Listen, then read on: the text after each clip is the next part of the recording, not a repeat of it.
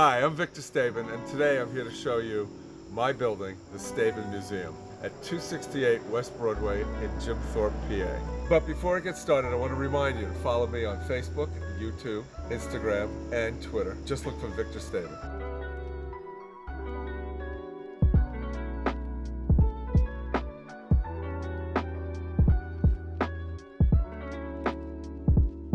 The first gallery in the museum houses the Turtle series, which is an autobiographical, allegorical suite of paintings that are held together iconographically with the turtle.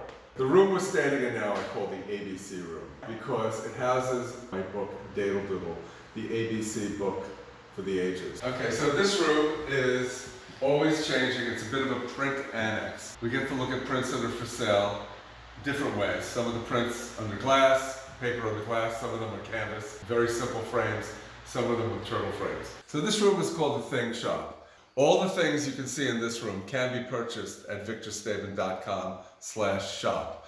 And what we're most proud of in this room are the canvas prints that have turtle frames, handmade by artisans in Jim Thorpe. The sculptures on the top and bottom that are Art Deco versions of turtles. And they come in a number of different sizes. Now we're gonna go down the hall. And the hall is a little confusing because lots going on chronologically. Over here are paintings that I did in the 90s. Over here are paintings I did in the 80s. This section of the hallway has work that I did photographically. Funny thing is that I got noted on the cover of PDN magazine, which is quite a feather in my cap. I have imagery that's celebrating the animations I'm making. These are two posters from E=MC cubed. We have a screening room. So you have oil paintings, you have drawings that have turned into a book. Characters in the book are being used in the animations. In this part of the hallway, I have a section that talks about the stamps that I did for the U.S. Postal Service. 10 years before I got my first stamp job, I was knocking these little portraits out of my friends on 4x5 canvases that turned into a series of posters for a drug company that got seen by the post office. They asked me to do a Henry Mancini stamp that got turned into 8 more stamps dedicated to American scientists. So these images were all inspired by the music business, one way or the other. I got connected to RCA Records. This was a double-page spread in Billboard magazine. Years before that, I did an album cover for Kiss. People are constantly asking me, how did you get to do an album cover for Kiss?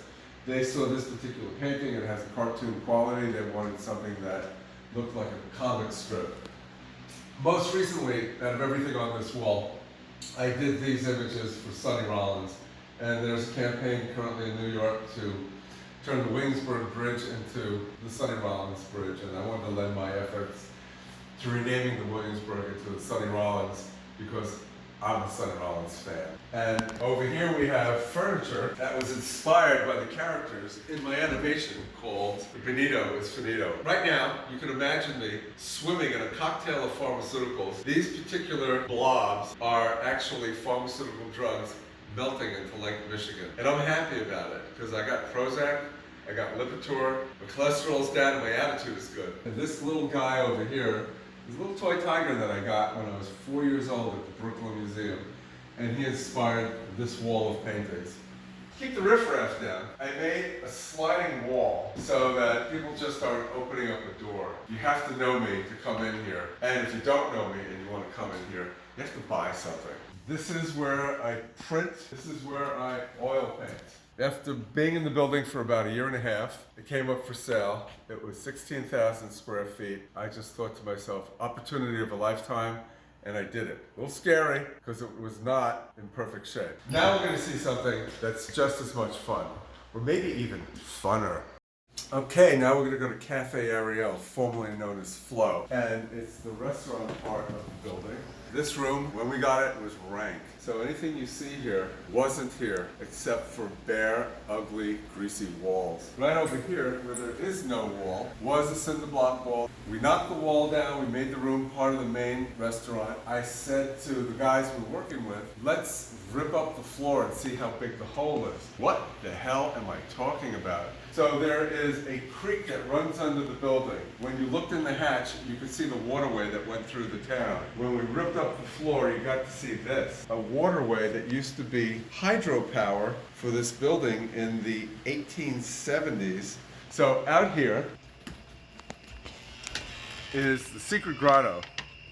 So don't tell anybody about this. This nice area back here, originally when we got the building, was woods. We took down all the trees, we landscaped it. This circular garden over here, the rocks are made from the rocks that came out of the ground as we were sloping it so it would drain. This is a great place. This is really a wonderful, magical spot to sit in. And the next part of the building that I can take you to see has not been fully realized yet, but this building screams to be a facility. And now I'm going to take you upstairs to a room that has magic pillars. Okay. Woof woof. When we bought the building, we had an engineer's report that told us the ceiling was going to fall, but the roof started to sink, and I had two options. One option was $150,000, the other option was $15,000. So we went for the affordable option, but these pillars are gorgeous. They're made from blue lamp, they're bolted together, and they're actually designed for the aesthetic. And this room will probably be functioning sometime next fall. That's the building for now. I'm going to say goodbye. Until next time. Remember, subscribe, ring the bell, make a comment. Find me on YouTube, Twitter, Facebook. Really where I want you to find me is at 268 West Broadway. So I'll see you on the block. Hey Victor. Yeah. Have you named your dolly? Have I named my dolly? No, but... His name's Salvador.